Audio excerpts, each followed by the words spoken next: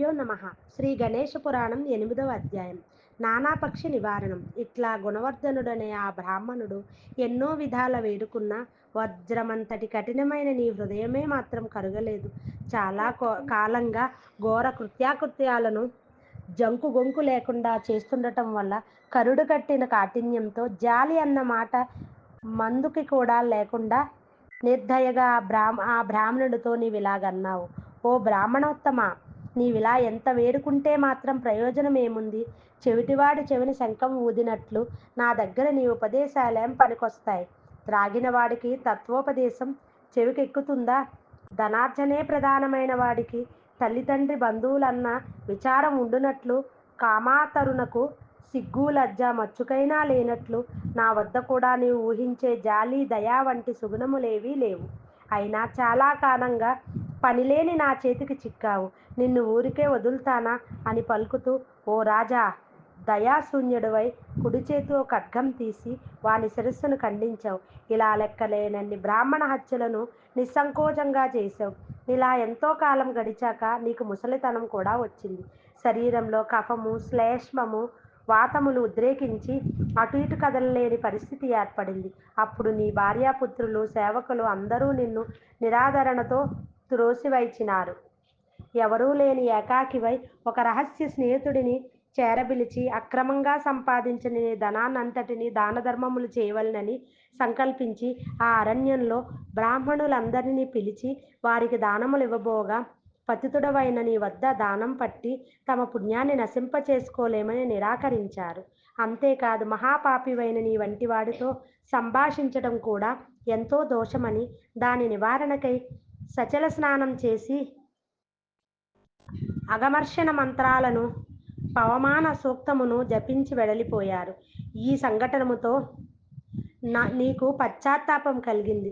నీ దగ్గర అన్యాయంగా ఆర్జించిన ధనాన్నంతటినీ ఖర్చు చేసేసి మార్గం తెలియక దిక్కుతోచని స్థితిలో ఉన్నావు.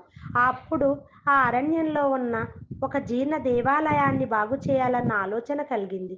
అప్పుడు కొందరు విప్రులు నీకిలా సలహా ఇచ్చారు. ఓయి, అతి ప్రాచీనమైన ఈ ఆలయంలో ఒక గణేశుని మూర్తి ఉన్నది. నీవు సకలాంగ సుందరంగా ఆలయాన్ని పునర్నిర్మించి ప్రాయశ్చిత్తం చేసుకోవటమే నీకు తగిన పని. అప్పుడు నీవు వారి మాట విని 4 తోరణాలతోనూ 4 ద్వారాలతోనూ అనేక స్తంభాలతోనూ వేదికలతో విలసిల్లే దివ్యమైన గణేశ మందిరాన్ని ముత్యాలు పగడాలతో తాపబడిన వాకిళ్లతోనూ నానా రకాల ఫల వృక్షాలతో నిండి ఉన్న దానిని నిర్మించి అందులో 4 దిక్కులలోనూ నీటి వసతికని దిగుడు బావులను సదుపాయంగా త్రవ్వించి ఒక బ్రహ్మాండమైన గణేశ దేవాలయాన్ని కట్టించి నీవు ఆర్జించిన ధనాన్నంతటినీ ఖర్చు చేశావు. నీవు ఆర్జించిన దానిలో కొంత ధనాన్ని నీ భార్యాపుత్రులు, సేవకులు మోసంతో హరించినారు. అనంతరం కొద్ది కాలానికి నీవు మరణించావు. అప్పుడు యమదూతలు నిన్ను తమ పాశాలతో బంధించి కొరడాలతో కొడుతూ, ముళ్లతో గుచ్చుతూ, సూదుల వంటి రాళ్లపై పడదోస్తూ ఘోరమైన మహానరకాలలో పడద్రోశారు.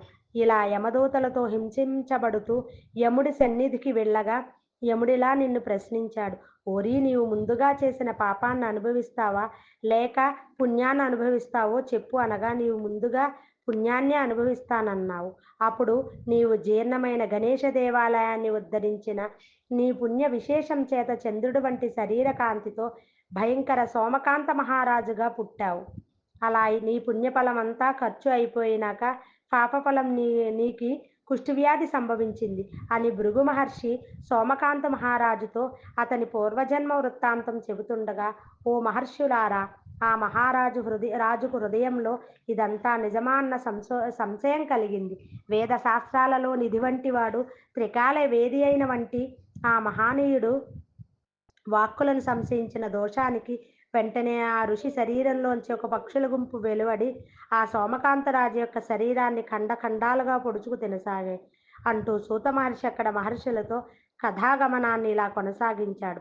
ఆ బాధకు తట్టుకోలేని సోమకాంత మహారాజు భరించరాని బాధతో వలవలా ఏడుస్తూ తనను రక్షించమంటూ ఆ భృగు మహర్షిని శరణు వేడి దీనంగా ఇలా ప్రార్థించాడు.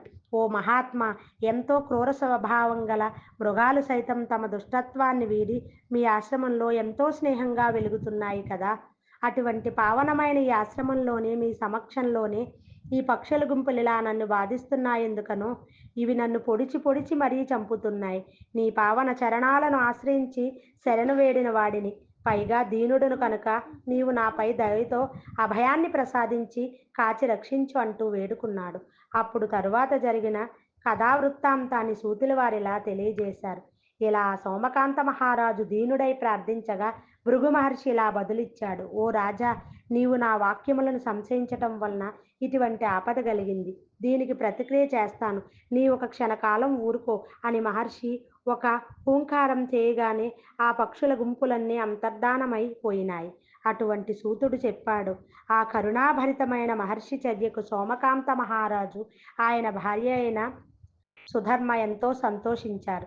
ఇది శ్రీ గణేష పురాణం ఉపాసనాఖండంలోని నానాపక్షి నివారణం అనే 8వ అధ్యాయం సంపూర్ణం.